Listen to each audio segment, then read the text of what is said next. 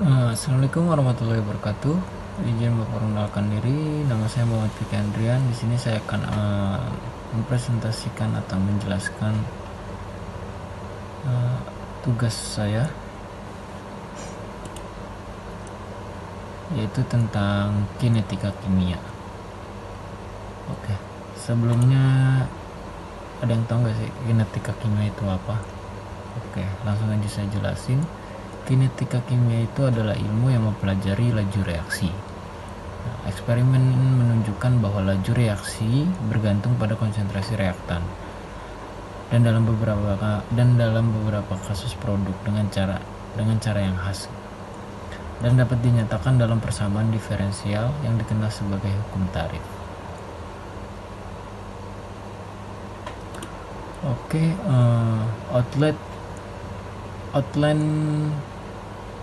yang akan saya bahas pada kali ini yaitu ada yang pertama pengertian laju reaksi, terus faktor-faktor yang mempengaruhi laju reaksi, yang ketiga ada sifat reaktan, terus yang keempat ada hukum laju reaksi berdasarkan konsentrasi, yang kelima adalah menentukan persamaan laju reaksi.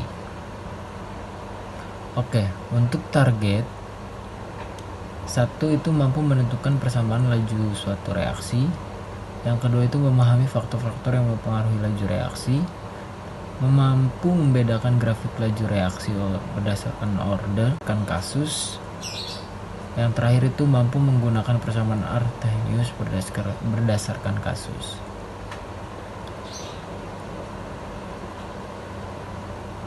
Oke, yang pertama yaitu pengertian laju reaksi.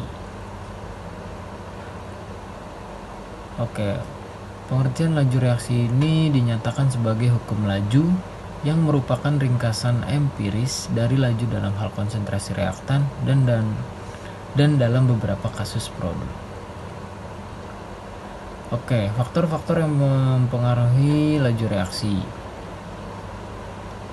Faktor yang mempengaruhi laju reaksi yaitu ada 5, yaitu yang pertama luas permukaan bidang sentuh, terus ada suhu, ada katalis, ada molaritas, dan konsentrasi. Oke, dijelasin satu-satu. Yang pertama luas permukaan bidang sentuh.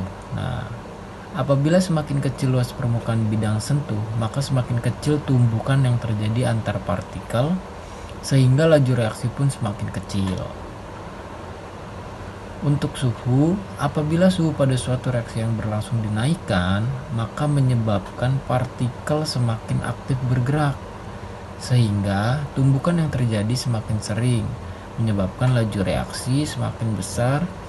Nah, sebaiknya apabila suhu diturunkan, maka partikel semakin tidak aktif, sehingga laju reaksi semakin kecil. Oke, yang ketiga itu ada katalis.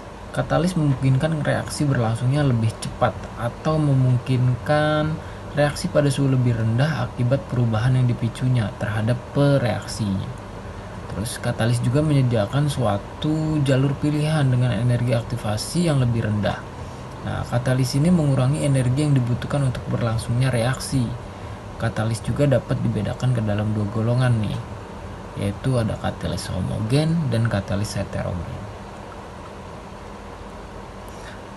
Yang keempat itu ada molaritas, yaitu hubungannya dengan laju reaksi adalah bahwa semakin besar molaritas suatu zat, maka semakin cepat suatu reaksi berlangsung. Dengan demikian, molaritas yang rendah, suatu reaksi akan berjalan lebih lambat daripada molaritas yang tinggi. Yang terakhir yaitu konsentrasi. Nah, semakin tinggi konsentrasi, maka semakin banyak molekul reaktan yang tersedia.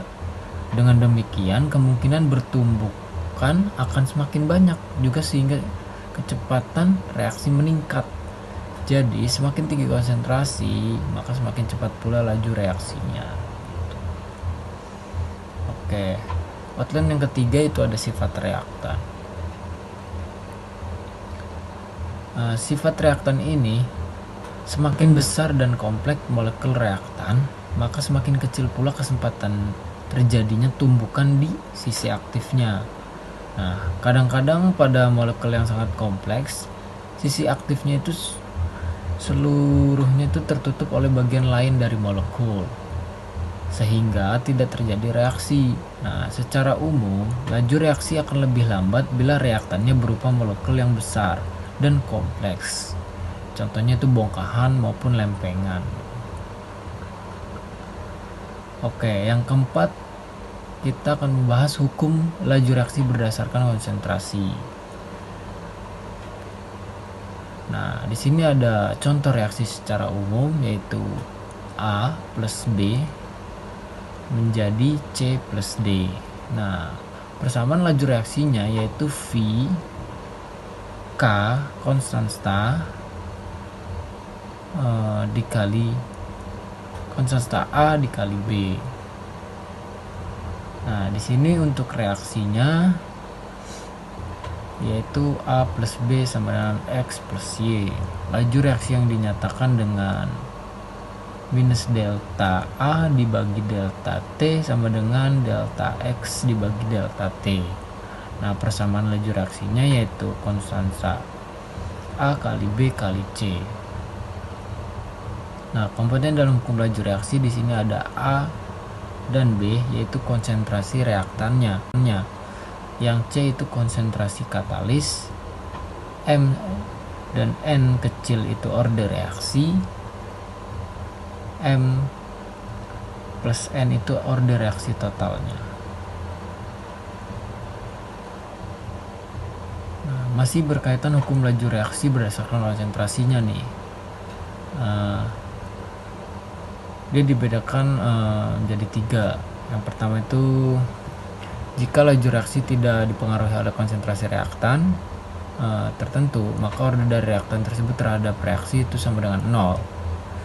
Kalau yang kedua, jika laju reaksi meningkat 2 kali lipat dengan pertambahan konsentrasi reaktan sebanyak 2 kali lipat, maka order dari reaktan tersebut terhadap reaksi yaitu sama dengan 1.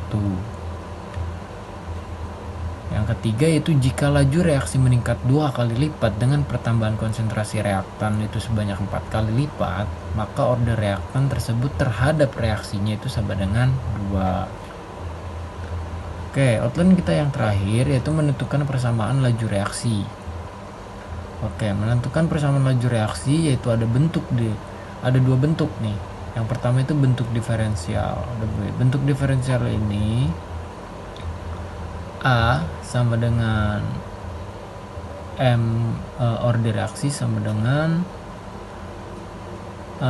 minus min D A dibagi dt, yaitu menentukan tingkat reaksi.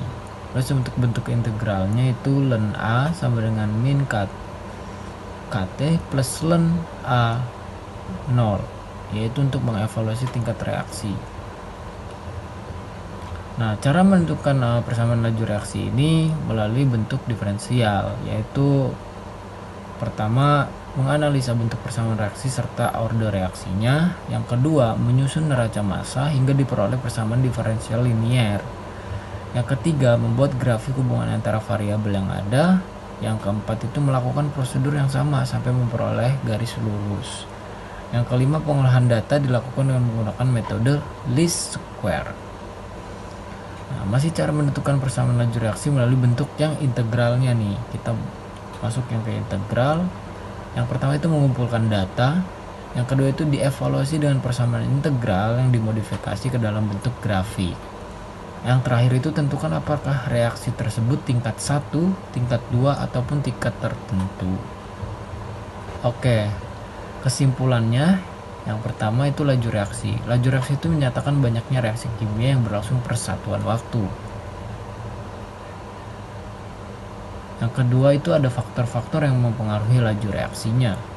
Oke, tadi ada luas permukaan bidang sentuh, katalis, suhu, molaritas, konsentrasi. Oke, untuk sifat reaktan itu semakin besar dan kompleks molekul reaktan, maka semakin kecil pula kesempatan terjadinya tumbukan di sisi aktif. Yang terakhir itu untuk menentukan persamaan laju reaksi bisa dilakukan melalui 2 cara yang berbeda, yaitu tadi bentuk diferensial dan bentuk integralnya. Oke, selesai. Mungkin cukup sekian pemaparan dari saya, kurang lebihnya mohon maaf. Wabillahi taufiq wal hidayah. Wassalamualaikum warahmatullahi wabarakatuh.